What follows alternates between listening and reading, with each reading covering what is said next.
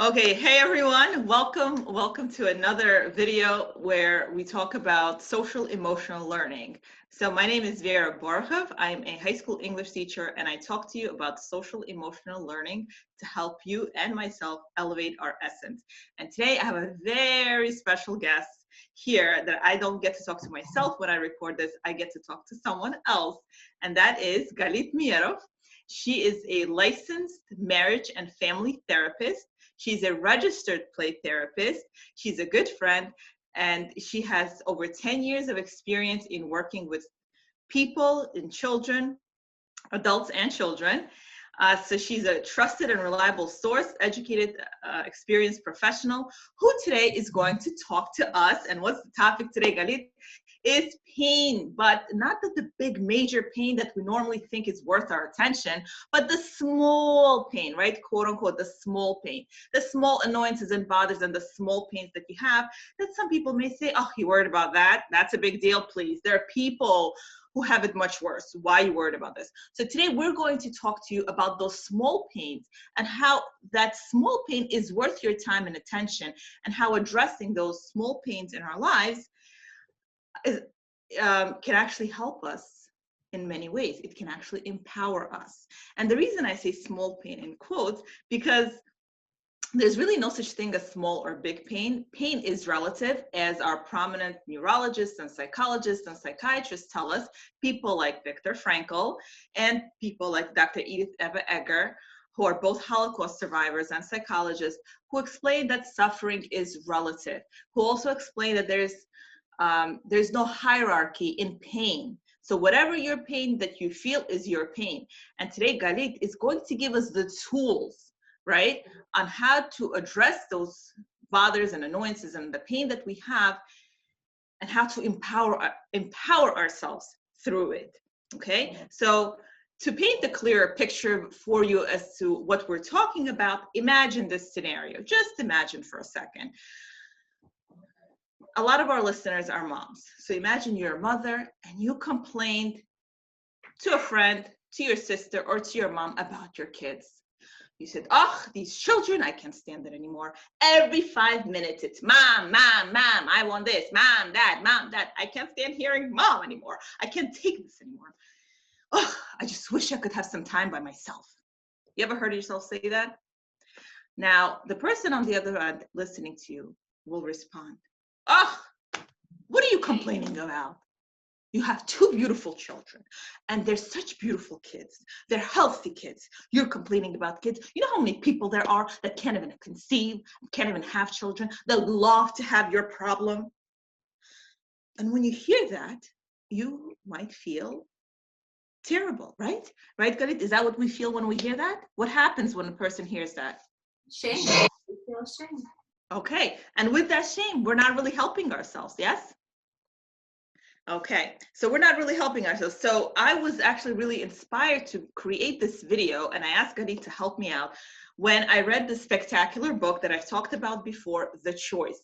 In this book, Dr. Edith Eva Eger, she talks about, she's a psychologist, and she sees patients, and she talks about two patients that she sees on the same day back to back. So the first patient comes in, who's a woman in her 40s, and she comes in to talk about whose daughter, unfortunately, God forbid, is dying. And she comes into the session from a hospital.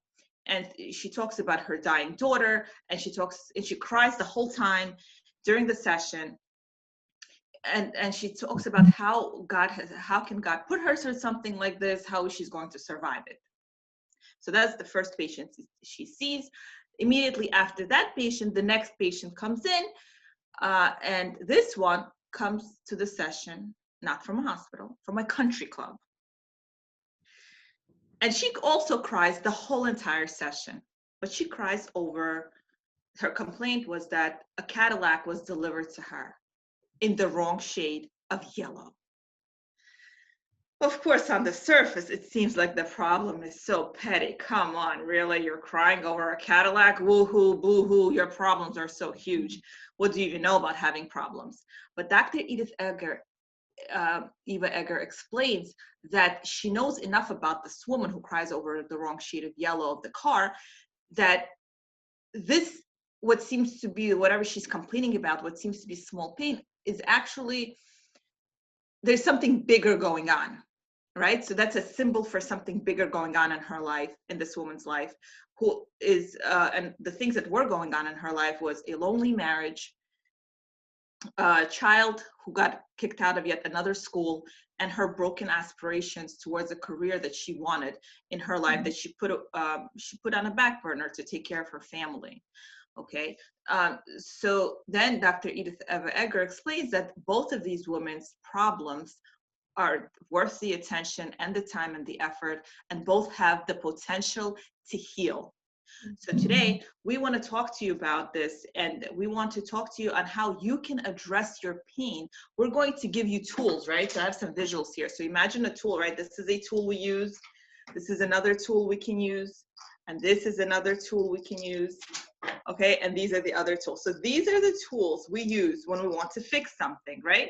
So when we have problems, pain in our life, however big or small it may be, we can use tools in order to solve them. So one of the tools, unfortunately, is used too much or too often, is shame.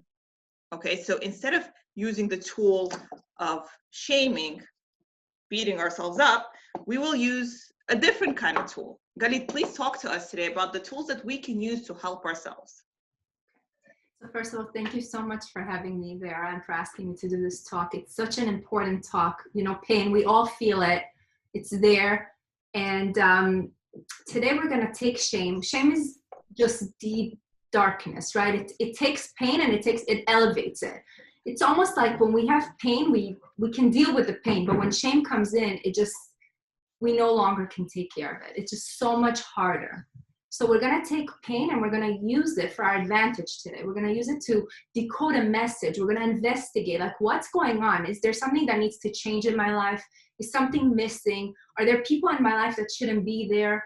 Do I need more air, more space, more movement? What is it that is missing, right? So we're really going to take the shame and use it to empower us, like you said. And we're going to use an example of a mother, let's call her Esther, who her son is becoming a teenager and he's disconnecting, right? So this mother is feeling this disconnect, and she can use the pain in two ways. One is she can use it with shame and say, you know, my son is not grateful, you know, all that I did for him. Or she could say, my son doesn't love me, I'm a horrible mother. Or she could use this and she can take it and realize, okay, what's going on? There's something deeper. Why am I feeling such deep pain from this? You know, something is going on and I need to process it. And that's what we're going to learn to do today. Okay, Garit, so explain this to me. This is something a person can do for themselves. This is not where we're saying this is what other people should do for us. Right. But we're taking personal responsibility here. Absolutely. How is this done? Absolutely. And it would be lovely if our spouse could help us get through it. And it would be lovely if our children, but it's not their place to do it, right? So it's our place to kind of walk ourselves through it. And we could get support, you know, from outsiders, from maybe friends or from therapists, or even our spouse. We could get this support, but this is something we have to walk through ourselves. Okay. So these are the tools the person will use for themselves, with themselves, to help empower themselves. Okay, absolutely. I like this. Personal responsibility. Yes, absolutely. Yes. So the first thing she could do, right? The first thing she's gonna do is she's gonna look for, what is my feelings, right? So we have to kind of start to investigate what's going on, right? So let me screen share. Okay, so this is the first tool you're sharing with us, right? The first tool that we're gonna use from our toolbox, yes, is identifying the feeling. So we're gonna identify the feelings, right? And you know, like me and you, we're both mothers of teenagers. So let's think about what kind of feelings could she be having, you know, when her child rolls the eyes towards her, or tells her she doesn't understand, or she doesn't know, right? Or any other things that teenagers do. What could she feel? Especially Esther, who is really, really taking the pain deeply. She may feel small. Mm-hmm. Oh, you want me to use something from the list? Yes. So we So were she probably feels sad. This is us expanding. So she's feeling sad, right? What else? So let's look at the sad list. She may feel helpless, humiliated. Yeah. Okay. And if she's angry, she might feel defensive. Mm-hmm. Mm-hmm. I would Okay. think that it sounds like she's also might be feeling very abandoned, right? 'Cause, Abandoned. Okay. All right. yeah, maybe ashamed, like, oh, my child doesn't love me. Why? You know? Where did I go wrong all these Insecure. years? Right. Insecure. Insecure. Yeah, that's a good one. Yeah. So these are her feelings, right? And the reason we're looking at the feelings is the major benefits, let's say, of looking at checking out our feelings is when we provide words to describe a problem, it can help us transform a scary, uncomfortable feeling into something definable, something that has boundaries and is normal part of life.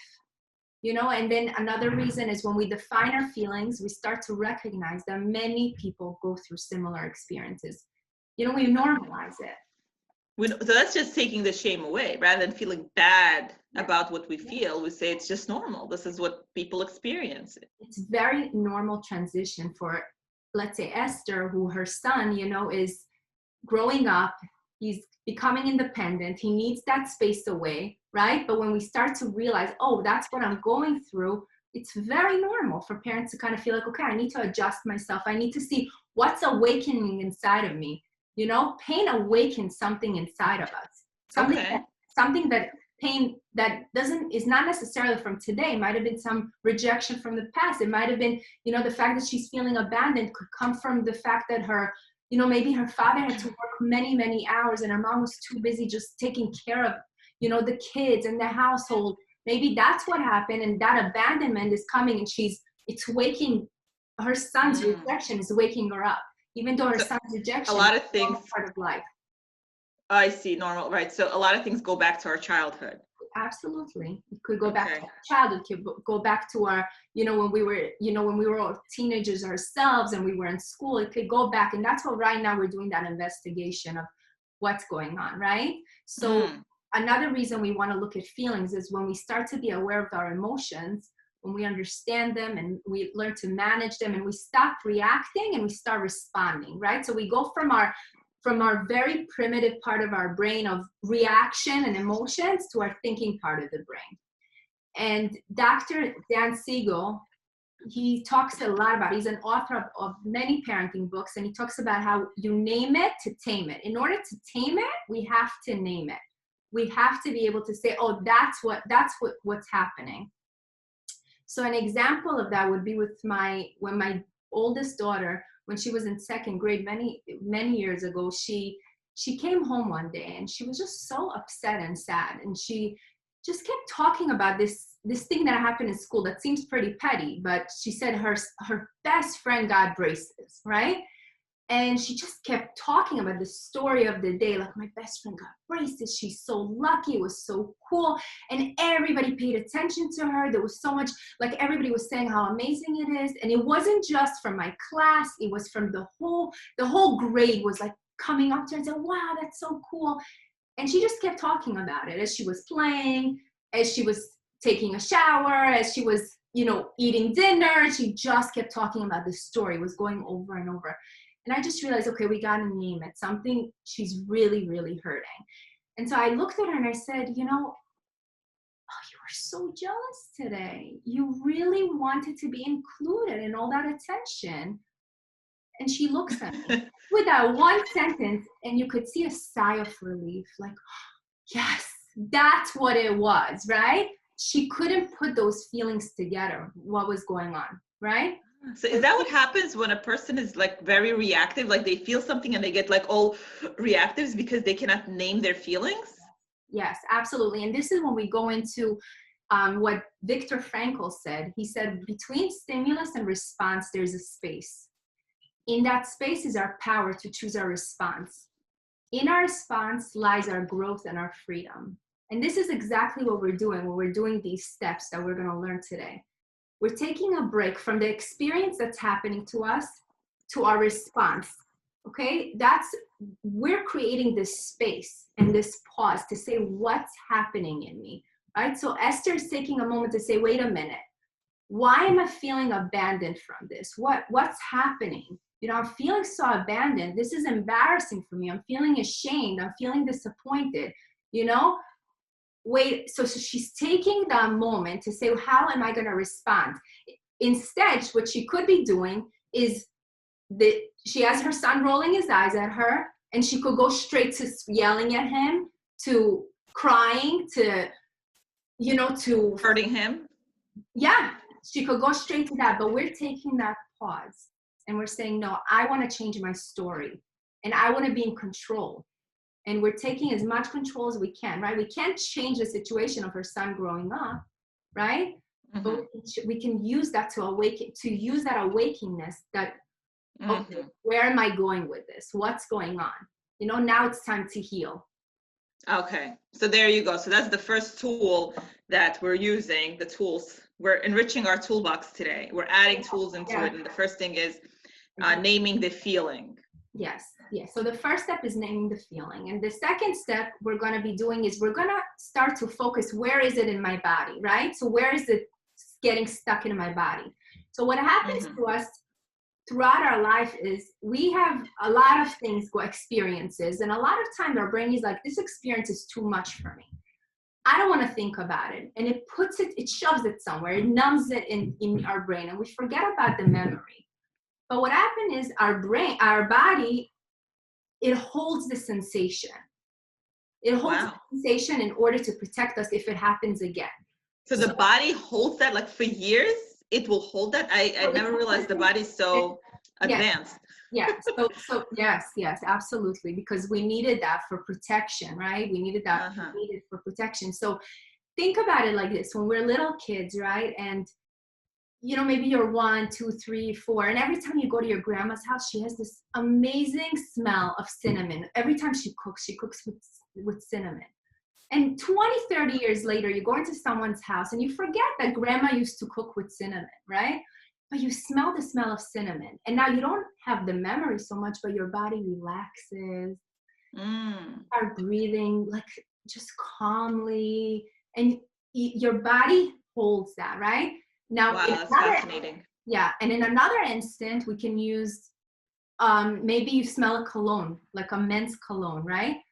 And suddenly your body tightens, right? Your heart starts to beat. You start to shake a little bit. You're sweating. Your breathing is very shallow. Like, what's going on? And maybe you don't remember the memory, but your uncle used to wear this cologne when you were a little kid, and he used to pinch you very hard every time he saw you. And you didn't, you know, it hurt you, right? So suddenly your body's like, danger, danger, I could smell, you know, and that's how our body holds the sensations. So that's what they mean when they say smells bring back memories. Absolutely. Smell is the first, like smelling, it's like in an instant, because think about a fire, right? Our brain needs to react very fast to save us. So smell brings back maybe someone's voice. You know, there was a story that, you know, someone told me once that every time she would see her mother wearing a bun, her body would react, because maybe a few times her mom was wearing a bun when she was very upset, right? So her body held that tension. So our body. So interesting. Actually, it's interesting because I have a story like that where there's certain earrings, like I remember there's certain jewelry set that my mother would wear, and she looked very happy when she was wearing it. And I think she wore it to like some special occasion, maybe it was a wedding. And when I look at that piece of jewelry, I smile. It reminds me of how much my mother was happy, like dancing, wearing that piece of jewelry. Exactly. And look how it's on your body, right? It just makes you just so wow. Exactly. So we're gonna learn different sensation names right now. So we're gonna do a small exercise just to understand how pain, how our bodies react to pain. Okay. So what I want everybody to do is basically just take a moment and think of an experience that is very hard for you, something that you're going through that is really uncomfortable or very difficult, and give it a sentence, right? Let me know. You want it to be like Like a big thing or like even a small thing? It could be even a small thing, like something that is making you, like, it's not, it's something that you're going through right now, difficult. It could be a very small thing that, it might seem silly to others, but it's causing you pain, or it could be something big. It's your choice. Okay, I like that. It might seem silly to others, but it's causing you trouble. Right, right. Exactly. Okay. So Vera, tell me when you're ready, when you have your sentence. Wait, tell me again, what is my sentence? What am I saying? Right. So an example of that would be for Esther, would be, my son never listens to me. That would be her sentence.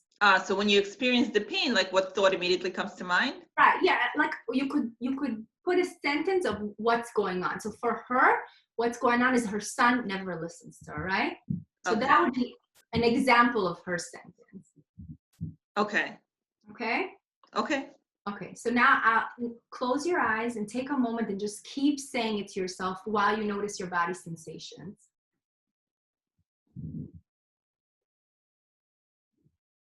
Okay. Okay. So do you want to share what sensations came up? So well, my thing is I'm always like if I lose my car keys, that's like a big thing for me. And I always have to double check or to make sure my car keys are in the right place. And actually last week I thought I lost them. Oh, And yeah. I felt when I thought I lost them, I felt like this constriction in my chest. Yes, yes. So when you say the sentence again, do you feel that constriction?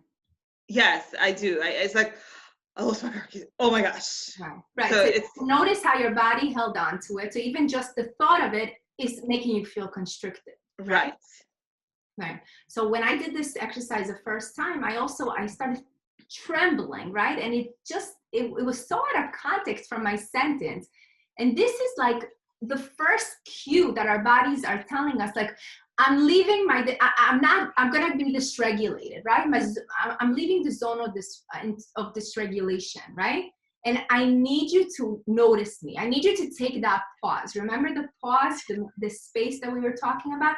Our body is saying, I need you to take that space. It's a signal, right? Because if you don't take that space, I'm not going to have that choice, that freedom to respond. I'm going to be reacting. I might yell, I might cry, I might scream. And I need you to take that moment to understand that my body is not, something is off, right? And I need see. to know So we're using these tools today to go from reacting to responding. Yes, yes. Okay. Yes. We're investigating that pain, right? So when I lose my keys, or when I lost my keys, my car keys specifically, it's so my reaction is, whereas now I want to respond. Absolutely. So first you're gonna notice, like, I'm feeling really scared right now, right? That's what right. It's like. You were feeling very scared and worried, and yes. so you'd focus on, I'm really scared and worried right now, and my body is I'm having a hard time breathing, right? It's right here, right? So you're noticing that.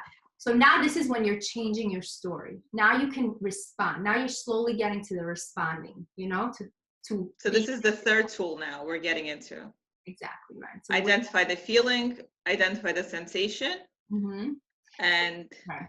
And the third one now. Yeah. So before we go into the third one, I just want to do the same sentence, but I'd like you to turn it around, right? I'm going to ask you to turn your sentence around. So for Esther, it might be, I feel very heard, right? So it's something that she wants to feel, right? Something that is positive and that you want to feel.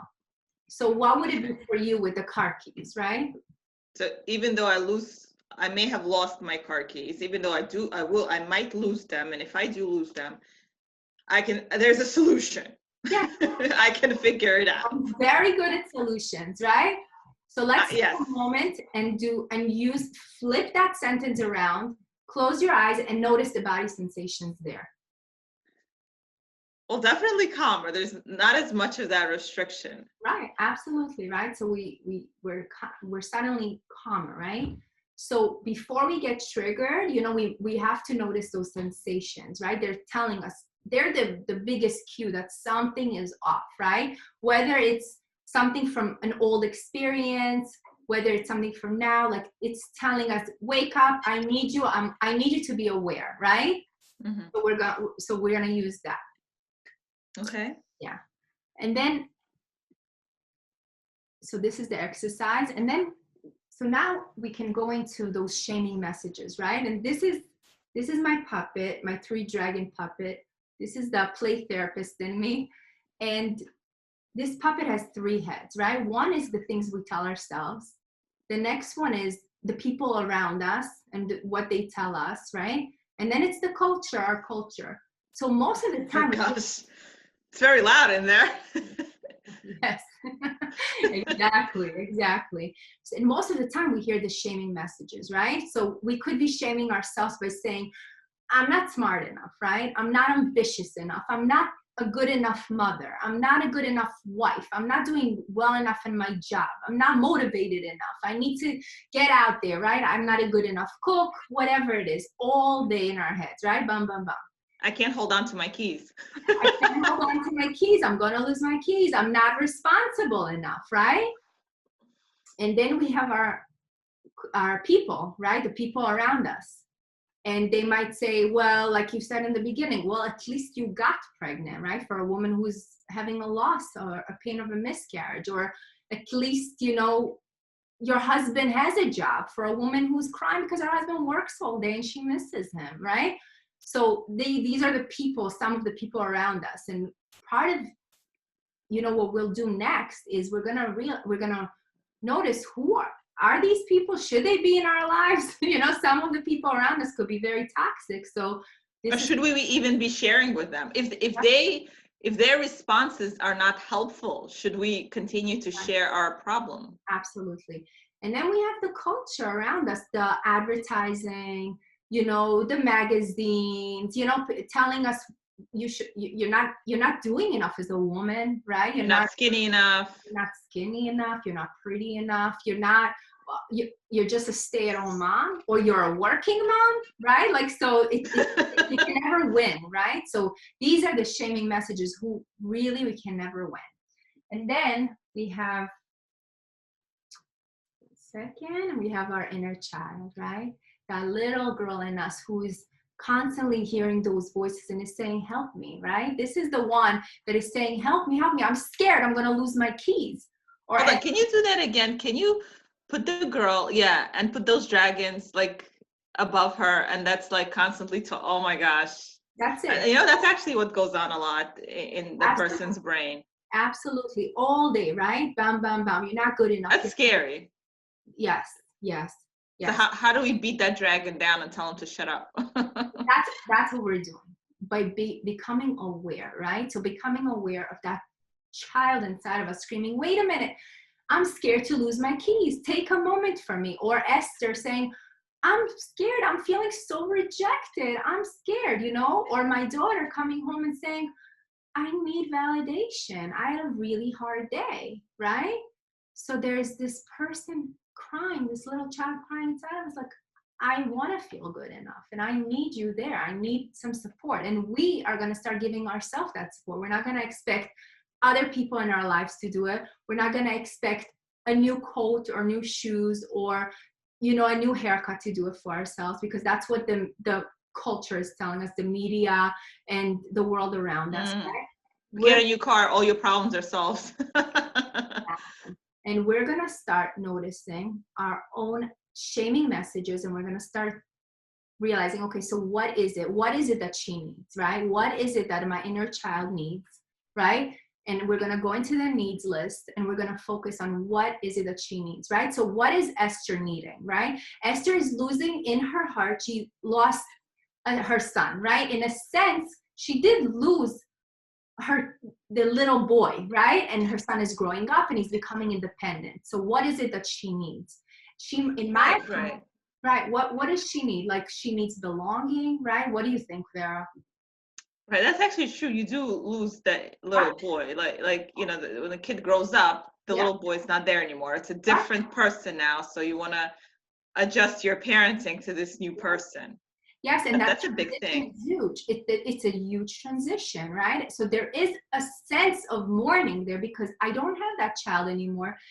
There's a transition. My child is growing up. And so what is it that she needs at this moment? Maybe empathy, just empathy. As I just glanced at this list and I saw the word purposeful, I think she may want to continue to feel useful or purposeful to her Yeah, kid, who yeah, might be very independent. yes, Thankfully, that's good, but you still want to yeah, feel somehow useful or right. purposeful. Right. So she needs purpose, right? She needs to feel useful. She needs Uh-huh. empathy. She needs to feel like she's belonging to someone, right? So Right. this is what that inner child is Or screaming, connection. right? She's screaming, I need to feel belonging. I need friendship. I feel so abandoned, right? And so now Esther is going to start to kind of investigate, what do I need to do to fulfill that? Because it's not my son's responsibility. He's here to awaken me, right? That's what he's doing. He's doing her a favor. But what am I supposed to do? Should I go to shul once a week, right? On Shabbat, to meet more people, to socialize, to feel more like belonging to a place? Should Very I, safely. yeah? Well, yeah. Should I join a book club? Maybe do I do something virtual, like join a group on a group online with parents who are raising teenagers, right? Who get her. So that would be part of Support it. systems. Yeah. Do I go and volunteer somewhere so I could feel useful? Do I start to journal for myself, right? So that will be Esther kind of fulfilling those needs for herself, right?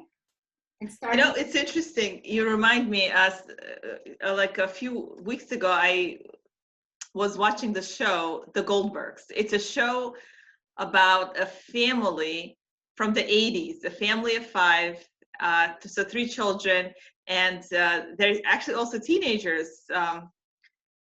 The ages are I think 17, about 16, and a 12-year-old boy who records everything that goes on in his family. And the boy who is 16, he's learning how to drive with his father. And as they're learning, he tells his dad, he says, "Dad, can you tell mom to get some kind of a hobby? Can you tell mom to get some kind of a hobby, something she could do so she could get out of my hair?" And that's, what you're saying reminded me of that. Yeah, and that's what we're doing. We're becoming our own people. We're not going to rely on the people that we love and care about. We're not going to rely on our spouses to make us feel special, or our kids to make us feel useful, or our friends to make us feel valued. We're going to start to do that for ourselves. There's no better healing than what we're doing right now, by checking in with our feelings, by checking in with what's going on with our bodies. Do we need to take a moment to pause? And eventually we can learn more about how to take deep breaths, how to do tapping, how to deal with the pain in different ways. But this is the foundation of it all, right? This is the foundation of what's the feelings, the sensations, and what are my needs? What is this child asking of me, right? So now addressing that need is the third tool you're giving us. Yes, addressing the need and looking through these lists. It's really important to not to kind of say, okay, what do I need, and to kind of guess it, right? Like these are basic emotional needs, right? So we want to look at these lists and we want to be able to say, okay, so maybe I just need some air, right? Maybe a mom who has the kids home, like right now in quarantine and everybody's on top of each other. If she checks in with herself and she realizes I need to take a walk on my own, that would really change from the experience to the outcome, to the response. That would really change it if she realizes I need some air, right? She would yell less. She would be more kind to her children, right? So this is what we want. We want to understand that our feelings and our pain come from God. We don't choose the pain. We don't choose those feelings. All we can choose is the way we react, the way we respond, the way we behave, our thoughts, right? So as soon as you had that thought of, I'm going to lose my keys, what's going to happen, right? And then you flipped it around and you said, I'm a powerful woman. I'll be fine, right? I'll be fine. I can find solutions. That was a different story, right? So the pain, that initial reaction will be there, right? For Esther, she might always feel abandoned when her son gives her a look, like with his eyes, right? And then she could take that and process it. and respond differently. And that's, like Viktor Frankl said, like that's where our growth and our freedom lies. I see. So this is wonderful. So what we're doing here essentially, rather than, as we said in the beginning, shoving the pain away, disregarding it, belittling the pain, ridiculing it, and saying it's not worth my attention, it's too small because there are people suffering from bigger things out there. Instead, we address it and we grow as people as a result, and we feel stronger and more helpful, more productive, and we just elevate our essence as a result. So there you go. Those are the tools for you that Galit provided today. Again, in summary, the first thing was the first tool we use? How do I feel? Okay, identify the feeling, right? And then the next tool we use? Is the sensation, is that what's The going on in my sensation. body? Where is it in my body? The more specific, the better. All right, the sensation and finally then addressing it. So what do I need to change my story? What are my needs, right? My needs, what do I need? And that's addressing the needs. Yeah. Okay, excellent. This was very informative, very empowering, and I hope all of you who have been listening use these tools to help yourself and to never again, and that shaming tool, if you had, let me take it out, that shaming tool that beats you down, we can just put it aside and not have to use it again. Yeah, and it's gonna come up, and the awareness is the first step, right? That's the awareness. Like, we want to be able to be aware, oh, it's here, and it's shaming. And that story was so beautiful of the woman with the Cadillac, right? Because it wasn't the color of the Cadillac. It wasn't this small, ridiculous thing where we would all be like, is she for real? But it was just this idea of just not having a career because she gave it up for her husband and her son, and her a lonely marriage. A lonely marriage, right? So all these things, and so much deeper. So who are we to judge anyone else's pain and our own, of course? So that's interesting. So when people do complain of something small, we can see that there's maybe something bigger going on. And as we learn to do this for ourselves, we can become better parents or better aunts, uncles, whatever your role is, to others, to other children, where when they come in and they complain about something, rather than saying, oh, do you see what's going on over there in the world? And you're complaining about, someone taking your snack. Instead of shaming, once we can help ourselves, we can help them also and talk to them about what they're feeling, what they need. This is beautiful. I love it. I love it. Thank you so much, Galit. You're a gem of the community. Thank you for sharing your resources with us and being so generous with the information. And hopefully we'll have another topic to discuss with you soon. Thanks so much for being here. Thank you.